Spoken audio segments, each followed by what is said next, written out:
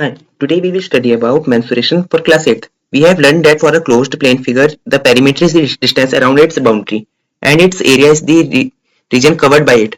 We have found that the area and the perimeter of various plane figures such as triangles, rectangles, circles, etc. We have also learned to find the area of pathways or borders in rectangular shapes. Now we will try to solve problems related to perimeter and area of other plane closed figures like quadrilaterals. Area of some polygons like trapezium, half multiplied by sum of parallel sides multiplied by height. Area of rhombus, half multiplied by diagonal 1 and multiplied by diagonal 2.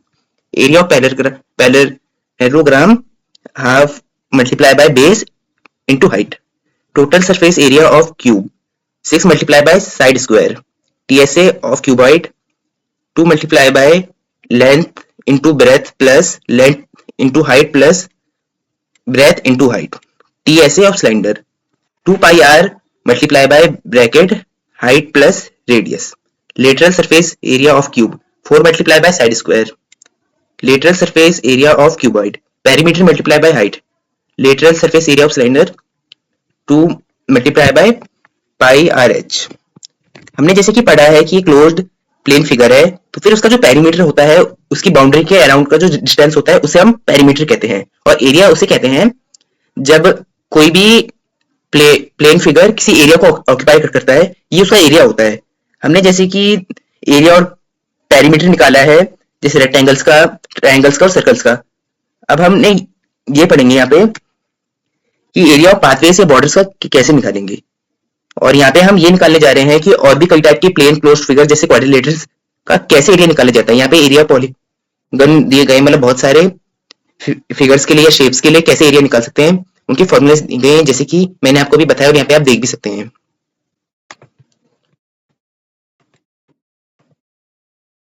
The area of a trapezium shaped field is 480 meter square. The distance between two parallel sides is 15 meter and one of the parallel side is 20 meter. Find the other parallel side. One of the parallel sides of the trapezium is A is equal to 20 meter. Let another parallel side be B, height is equal to 15 meter. One of the parallel sides of the trapezium is A is equal to 20 meter. Let another parallel side be B.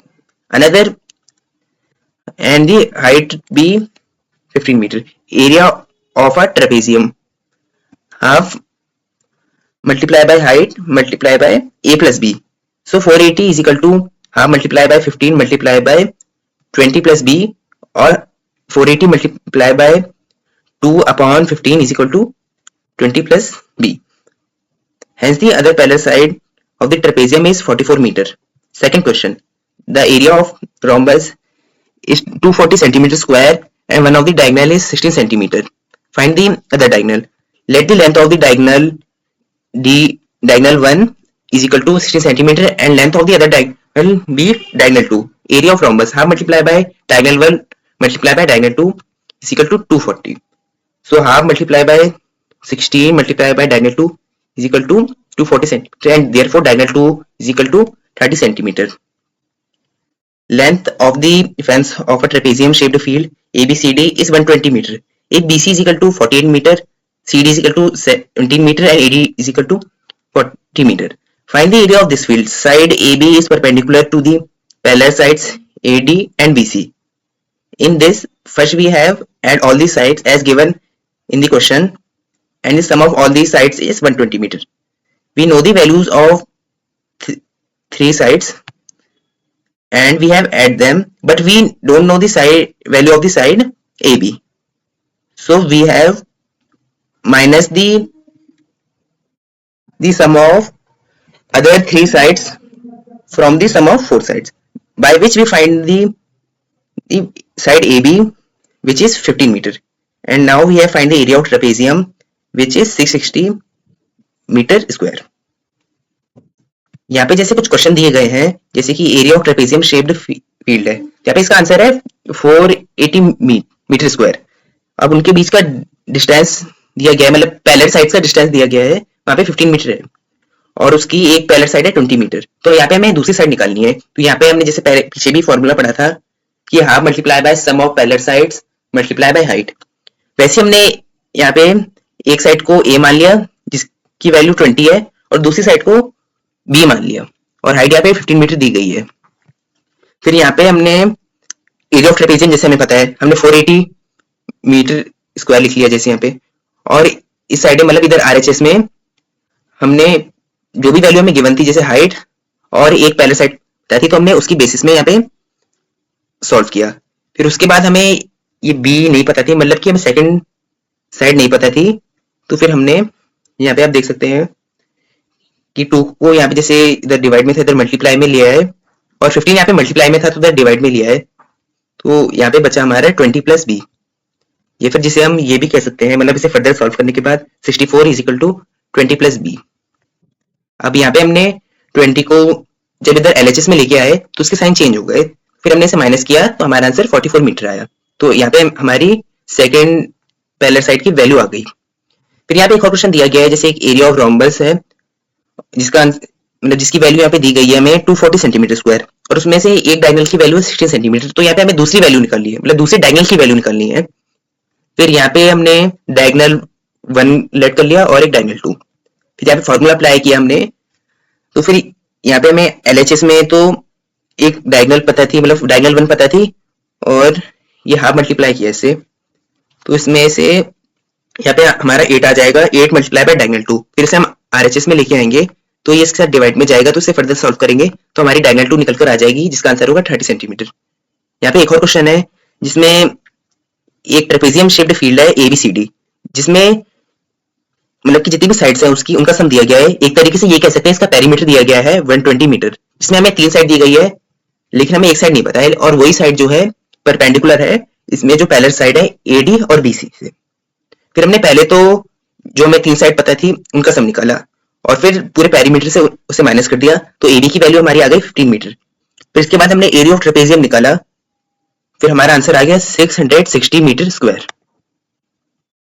The floor of a building consists of 3000 tiles which are rhombus shaped and each of its diagonals are 45 cm and 30 cm in length. Find the total cost of polishing the floor if the cost per meter square is rupees 4. Solution. Area of one tile is equal to half multiplied by 45 multiplied by 30 is equal to 675 cm square. Area of 3000 tiles be 20,25,000 cm square. 1 meter square is equal to 10,000 centimeter square. Then we divide it. by 10,000 meter square, and then we find the area in meter square, which is 202.5 meter square. Then we find the cost. As we know, the cost per meter square is rupees 4. Then we multiply it by 5 and we find the answer rupees 810. Mohan wants to buy a trapezium shaped field. Its side along the river is parallel to twice and the side along the road. If the area of this field is 10,500 meter square and the perpendicular distance between the two parallel sides is 100 meter, find the length of the side along the river. Let the side along the road be x, then the side along the river be 2x. 10,500 meter square is equal to half multiply by 2x plus x and multiply by height.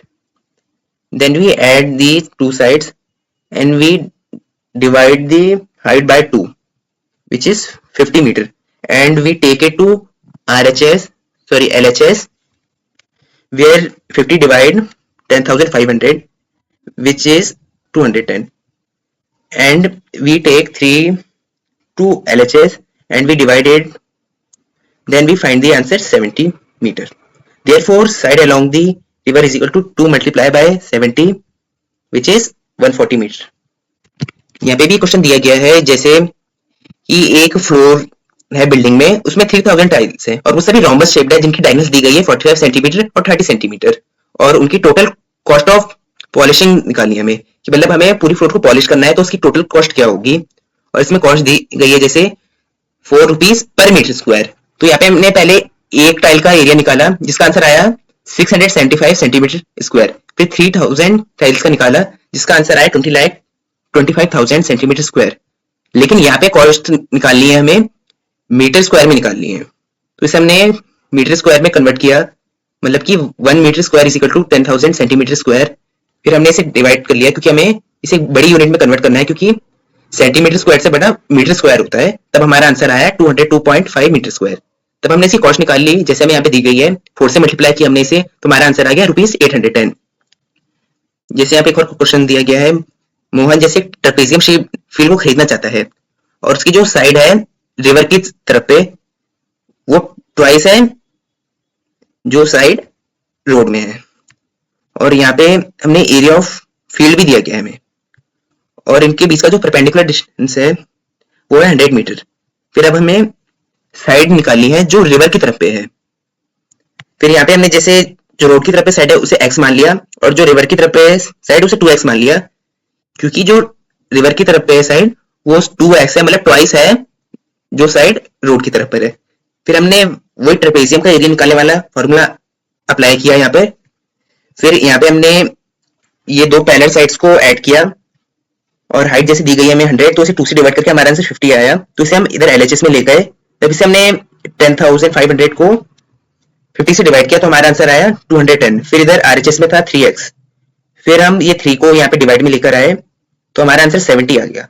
फिर हमें निकालना था यहाँ पे side along the river, तो यहाँ पे हमारा आंसर आ गया 140 metre. Thank you. Rest we will study in next part. Please like, share and subscribe to our channel.